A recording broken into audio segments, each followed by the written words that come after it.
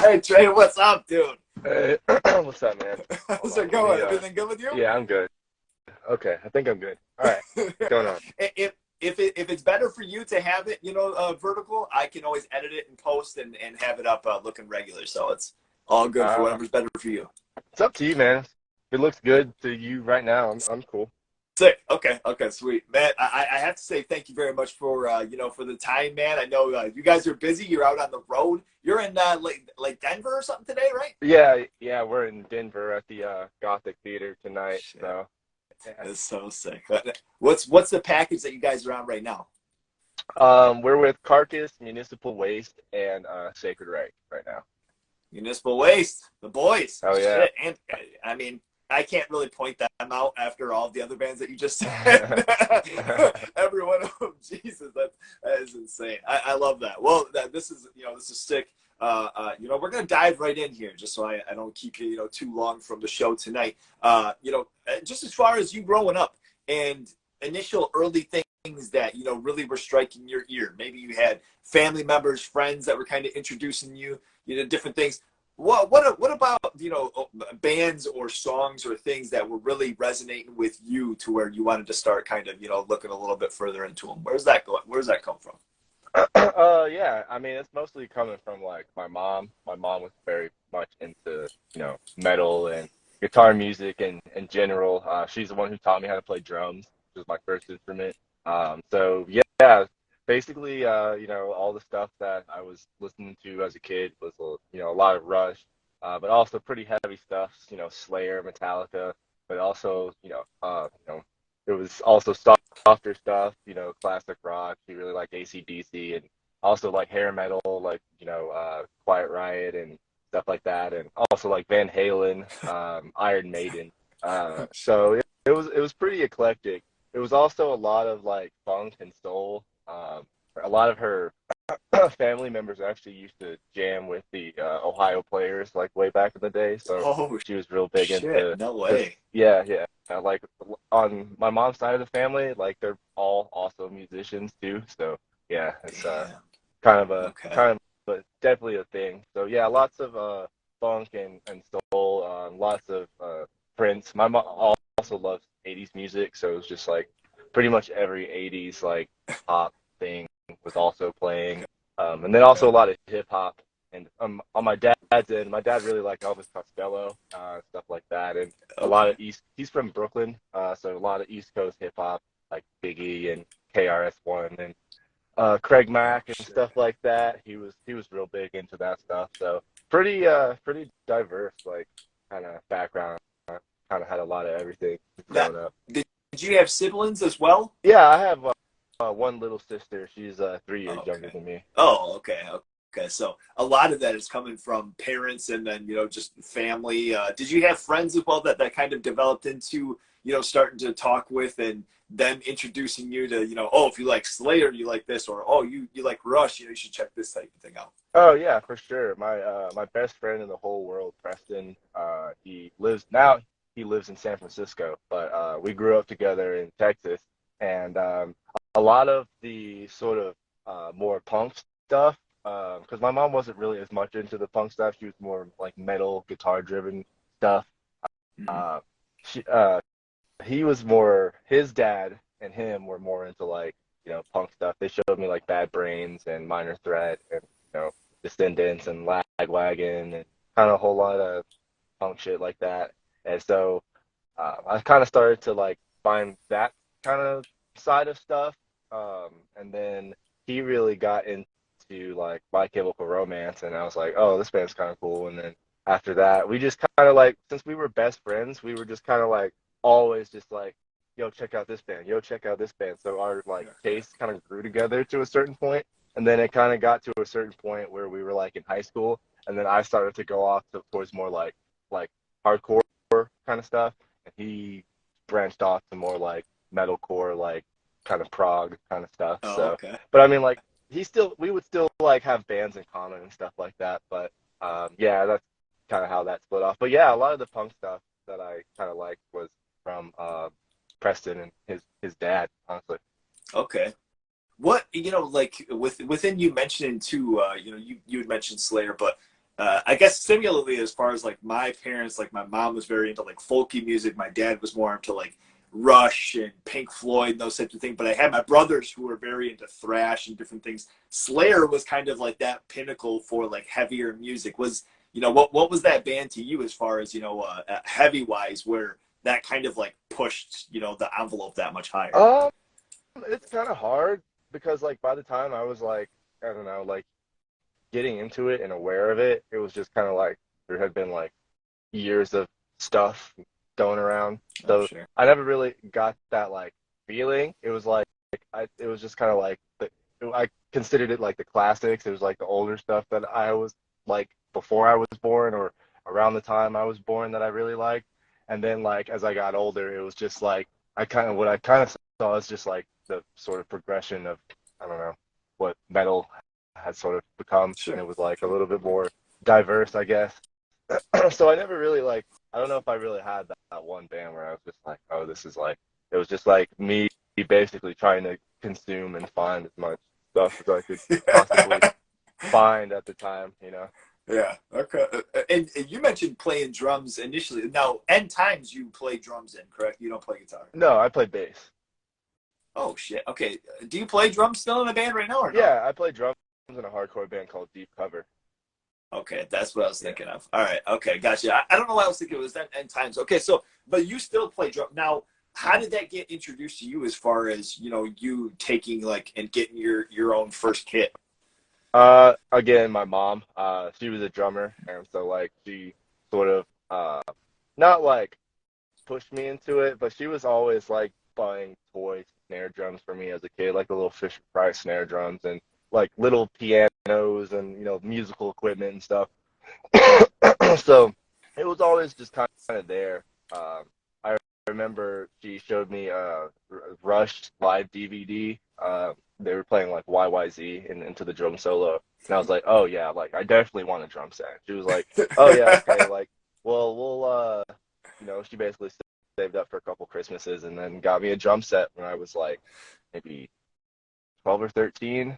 And then around the same time, I was doing percussion in band in like middle school and early high school too. So it was like I was learning how to play. She taught me how to play drums, and then I was doing all the percussion stuff like kind of concurrently when I was like in between the ages of 12 to 14, kind of. Okay, all right. I mean, in band, did you have like those frustrating moments where you're like, God damn it, I just want to play Tom Sawyer, and you're having me play these fucking bells? Yeah, honestly, yeah. But it was cool though because I think I had a lot of fun learning.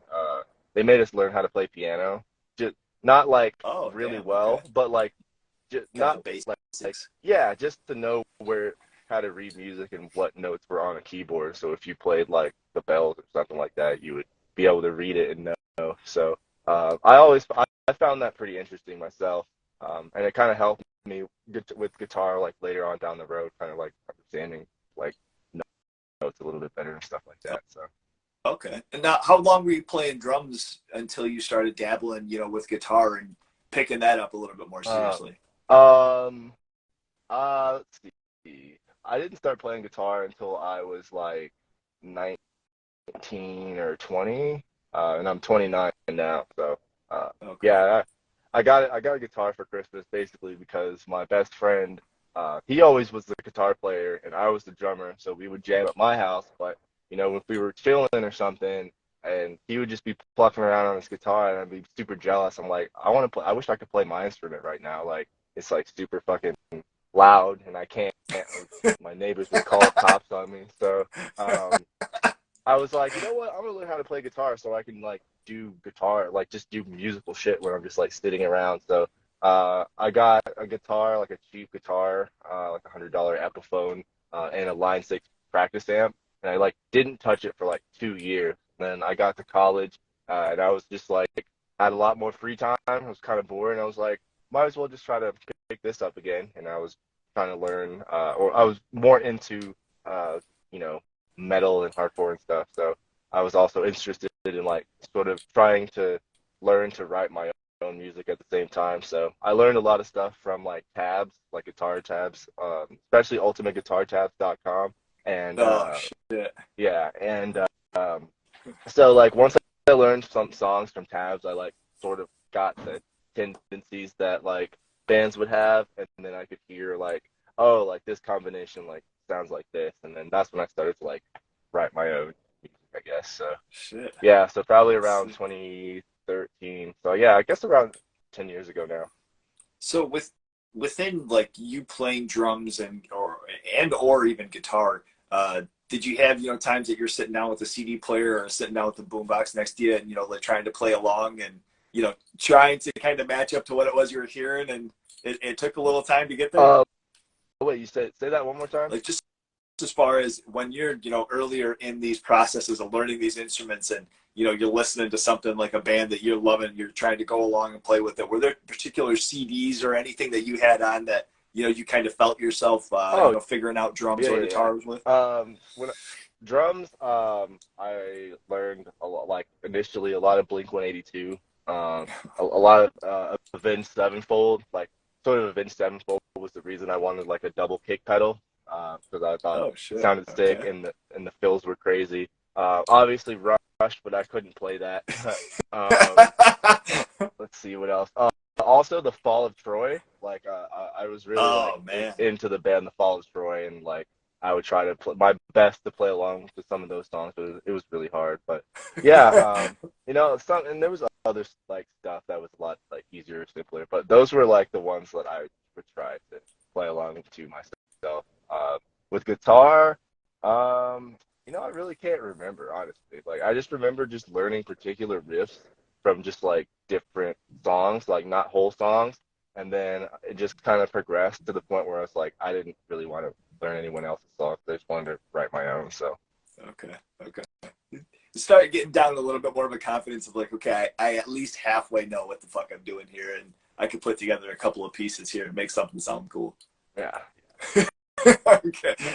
I mean, within that, like, where comes your first band? Something where maybe you guys were playing a show, or you got to record and hold something physical. How'd that come about for you? My first hardcore band was a shitty hardcore band called No Outlet that I had with, a couple of my homies. Okay. Yeah, I played drums. It just kind of sounded like, typical, mid-era 2010s like hardcore.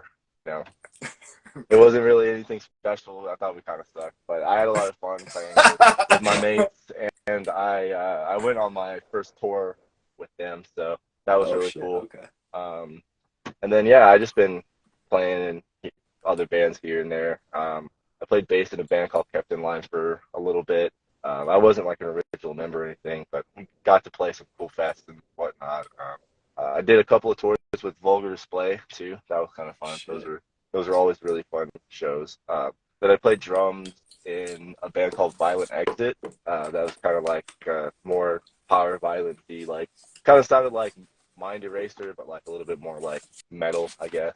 And Okay. then yeah, and then after that, well, Creeping Death was actually we started that pretty much the same time as I was doing like Violent Exit stuff. It was just kind of like I was just kind of jamming with my friends, just playing Okay. around. So And this was yeah, like 2015, 2016 when yeah, Creeping Death started coming around. yeah. Creeping Death was like 2015, and then Okay. Violent Exit was like 2016, 2017, and then Yeah. Kept in Line. I was playing in Kept in Line during that time as well, so it was like all kind of like the same time.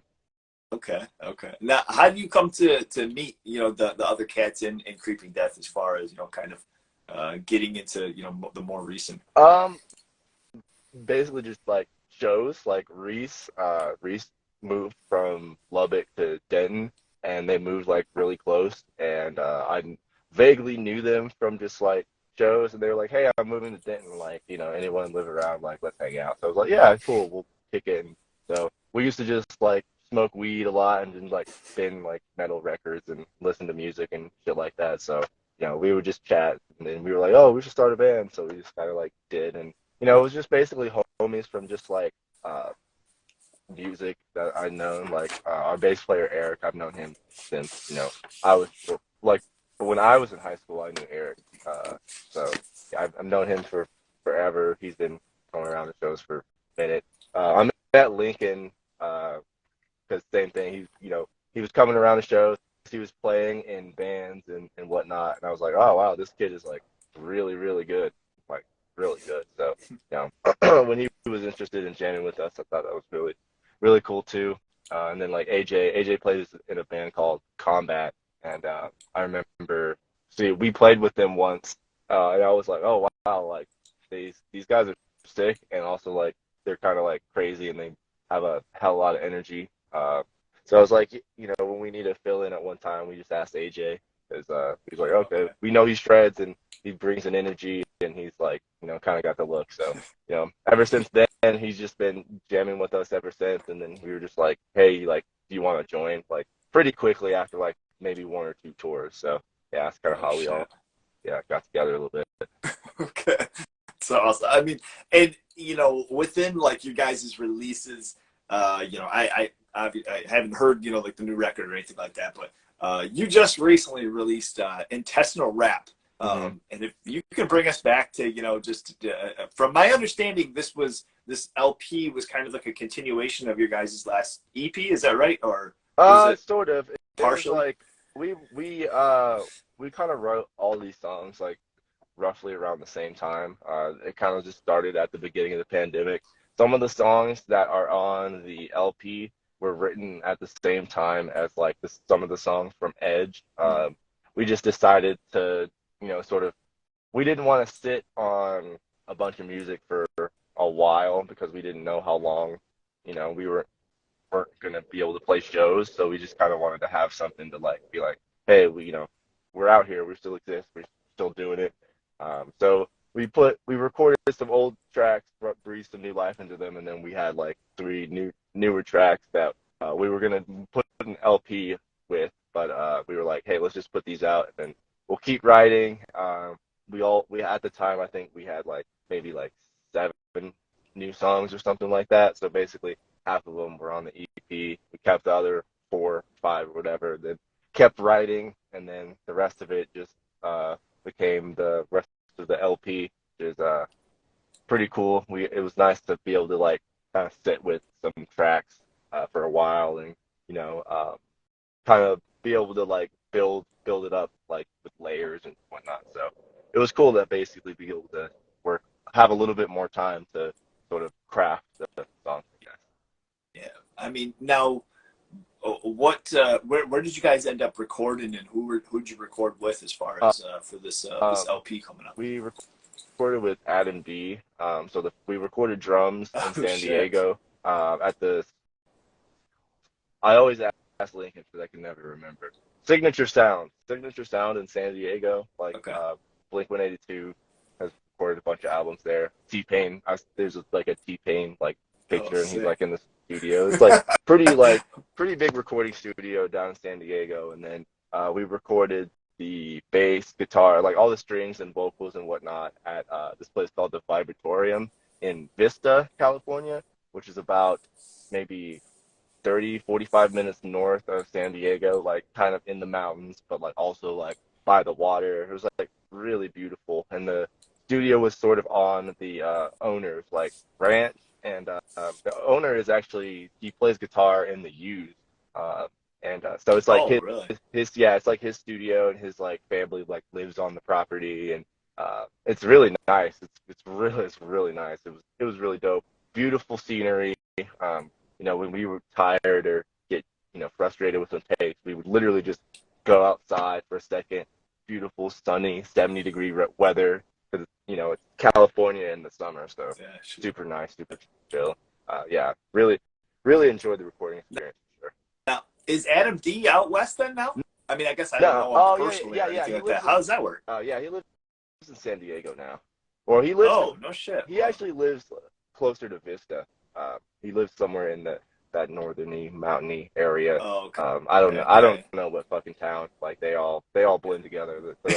It's some mountain town in between California, or between San Diego and LA. Okay. But, I just always knew him as like Massachusetts dude, so I didn't know. I was like, what was there a reason for like the studio choice, or okay, he fucking lives out there. Yeah. Touche. Yeah. It's beautiful. Like I don't blame him. Like. So, you guys released this track, and we're gonna kind of have to focus on this because not only A is the track absolutely fucking ripping, just to say brutal sometimes it kind of comes across a little corny or whatever, but like this track is absolutely sick. For like a debut for something, it's a seller for sure. Right. So you have the musicality, you have the vocals that absolutely rip. And then you have Corpse Grinder. How's this rascal come about being on this bad boy? Just some of our management was like, "Hey, you want to have Corpse Grinder possibly hop on one of your tracks?" And we were like, "Duh." And I mean, like from the time, it was just like immediately, like we knew what all of our songs sounded like. And when the option, like when they asked us, we were like, "Oh, like well, it has to be this one."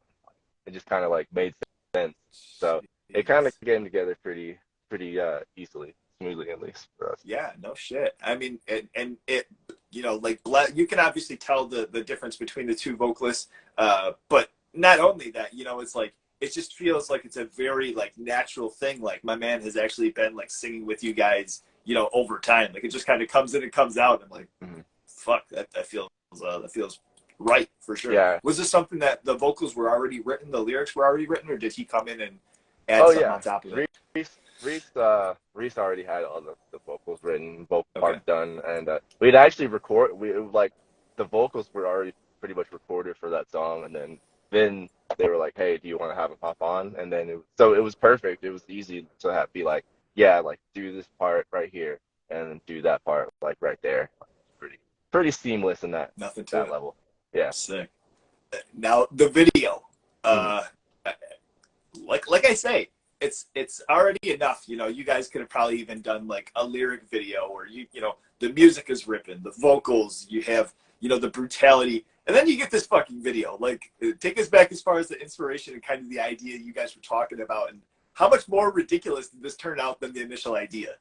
Honestly, like all the music video ideas and like lyrics and stuff like that, that's all Reese. Like we're like, we usually like we just like everyone kind of has like a little role, and usually I'm just like, all right, I'm gonna write the music, like that's the thing. So we write all the music, and then Reese comes up with all the lyrics and themes and art ideas and stuff like that. So that idea was all on Reese. I don't know where they get their deranged ideas for stuff, but I mean it's pretty cool. It's pretty creative sometimes. I think sometimes Reese even doesn't know where it comes from. But yeah, it's pretty cool. And it's cool because the whole album is not like that song. It's not like all it's like gory. It's different. It's like each song sort of about different stuff, but also a little bit existential at the same time. Kind of like, yeah. I've heard Reese describe it as more like, we're on a fast track to like destroying ourselves. That's like almost like a species, and it's just like I guess multiple ways of how that could go, how that's going down. Shit. Yeah. So Reese is definitely the mastermind behind that one.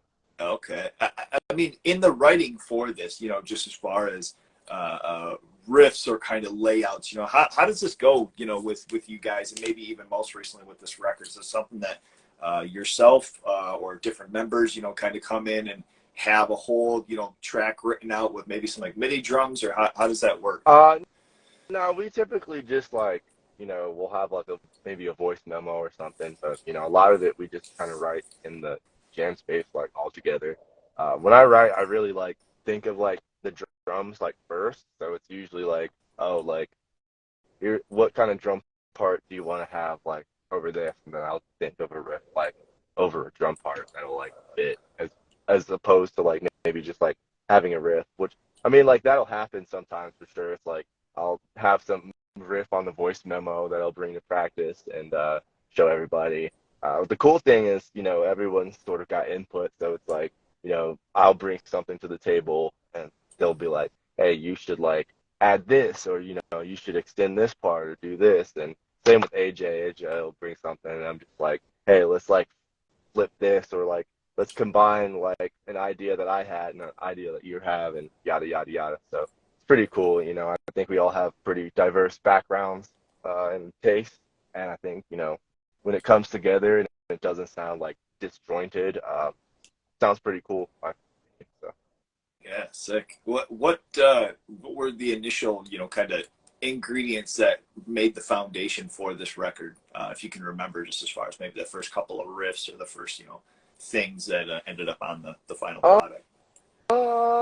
and I don't know. I just would have to go through all of my voice memos straight up. Like I'd have to No, look through, that's cool. That's cool.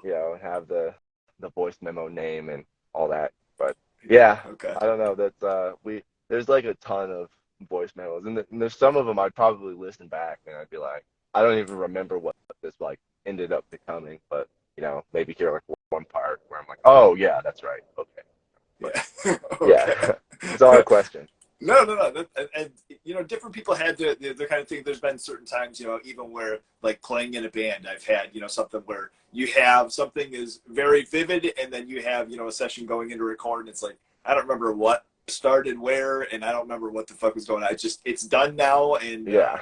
yeah, it's able to be played back. Exactly. That's kind of where we're at, where it's just like, all right, we worked really hard, and like all of that is done, and we're just like want it out, just out. So, Sure. Sure. Yeah, it's kind of funny too. Like just as far as with the Edge of Existence EP that you guys put out, it was hard during like COVID because there was so many times where I would catch myself, like just talking to friends about different bands or or just cats that released something during the pandemic. It's like, man, I can't wait till their next record, and kind of have the conversation of like, yo, they just released something like 2 weeks yeah, ago, but like time felt so long to where it's almost unfair, because like so yeah, many times you kind of feel like you're like, man, I just I can't wait for their next shit. And it's like they just released something, man. Like you just time's slowing down. So yeah, so I mean, Boundless Domain, that's out in June, correct? yeah. June 16th. June 16th. Oh, okay, got it. So within that, like, do you have particular anything that comes to mind as far as things that you're personally excited with it? Maybe a track that's a little bit different, something that a riff that came through that you really felt that shined. I'm really excited to play the title track, like the first song on the record. It's a really fun track. I think it's one of our best ones yet. And I'm really excited to play the last song on the record, actually. Which is going to be a single later on. But it's got some Oh cool shit. like elements and like spacey guitar parts that we don't usually like use and stuff like that. So I'm excited to play that one live too. And also it's a pretty cool fun music video for that as well. Damn. Oh shit. Oh, so it's got a video coming out for it and everything Yeah, too. Then. yeah, So, yeah. shit, that's awesome, man. I'm so sorry. And it's kind of one of those things where it's like I feel like often more times, even more than like an opening track, I find myself concentrating on like the closer because that's like really the moment where I'm like, okay, is is this thing going to be like completely, just finished with a bow, or is it going to kind of have something where it's like, ah? So you mentioning a final track and it being ripping, I very excited. Yeah, yeah. We're hyped on it. We're pretty stoked on it. Sick. Okay. So how do you end up with TWS? So your guitars that you've been using with Tom, Mm-hmm. that rascal. How do you end up getting these guitars going? So the tour we were actually on right before the pandemic sort of kicked on was a tour with the Acacia Strain. So I had known Oh Tom yeah. do Okay. that. We kind of hit it off. I talked to him about his guitar because he was using those at the time too. And, it was very nice, and he let me play it, and I was like, showed some interest in it, and so fast forward, pandemic happens, that everything's like down the road. He sort of moves away from the band to kind of like continue the guitar thing, was that sort of full time. And so he kind of hits me back a little bit later. It's like, hey, like, we're trying to like expand and, trying to, really do it big. So, we want to kind of have you like as like an artist, like, they offered to make me a guitar with, whatever spec, like the specs that I wanted, which they did to a T. They helped me out with everything, from, because I'm not exactly technically knowledgeable about guitars, say about the woods and stuff like that. And they really helped me with that and helped me walk me through that. And it kind of came out with like the product that I really, really, really wanted. So yeah, um, definitely the best guitar I've Okay. ever owned by hot mile. So very, very happy to, very happy to be with the team. Now, this is. Are you still using the? Is it purple? I mean, Yeah, excuse me, yeah, because it's I'm trying to think. Okay, okay. yeah, And I mean, I don't know how like you mentioned. I'm not like anybody who's technically savvy as far as like the body shape or the head side to it. But I do remember seeing that thing and seeing you guys live with Extinction AD and. I remember seeing the TWS and I'm like, holy fuck, dude, my man's got one of those and those things are so oh, nice, man. They're oh absolutely yeah, ripping. yeah. They're awesome. They sound great. They feel great. And they play great. Definitely recommend anyone uh, to check out the company for sure. It's awesome. What do you have as far as your setup live? You guys are out on the road right now. Did you have anything for this new record that you had to pull out and get set up, or something that No, might have been a hold tool? nah. Just 6505. Have my orange cab. I have a tube screamer and a DS1. I use at the same time, and then I have a chorus pedal and a delay pedal for solos and stuff like that, and a noise suppressor and a tuner. And it'll keep it pretty lean and mean as much as I can. I don't want to have too much like stuff that could go wrong. I already Yeah. have enough stuff that can go wrong. It's pretty annoying. So Okay. What about your centering yourself for going out to play and may this change through drums or guitar. How do you prep yourself? Do you do different stretches? Do you have different things, maybe a drink? I just yeah. interested in your Uh, personals. for guitar, I usually like do a more of a like a dynamic like lower body stretch my neck too. For drums, for sure, that's pretty much all like upper body stretching, and then I'll sit there and do warm ups, just like you know, just like little paradiddles and stuff like that, and just uh, trying to get my wrists and like legs and calves loose when you're playing and stuff like that. So yeah, it's a little bit different on that front. It's like more upper body, and then I'll just sit there and drum to the set or something like that for a little bit, just Okay. kind of get loose. But yeah, what I do. Yeah. Okay. Sick. This dude, this is so sick. I'm honestly super psyched. I'd heard Creeping Death. Going and actually seeing you guys live, that was kind of where I had to dig back, and I'm like, oh shit, I need to rewind a little bit because you guys are absolutely sick. You Thank guys are on the road right now on a very stacked bill. Which are you guys coming around Michigan? Do you know off chance? not on this tour. Okay. We'll not sure when we'll be back. Probably sometime later this year, maybe Okay. in the fall. Sick. But Man. yeah, It was absolutely awesome being able to see you guys and touring for the new record. I know I am excited. I know anybody who's a fan after hearing this intentional rap is looking forward to hearing much more from this dude. So oh thank yeah, you very much for the time today. I don't of want course. to take up too much because I know you got to get inside and get a Yeah, show going tonight. So I think we're about to sound check here, like literally right now. okay, They're yeah, probably all no. like, "Where the fuck, like Trey? Hurry the fuck up, get your shit on the stage and fucking turn it on so we can sound check and Dude, shit."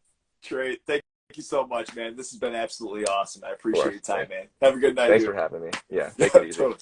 Take care. It's so lo-fi, lo-fi, a whole guy, yeah.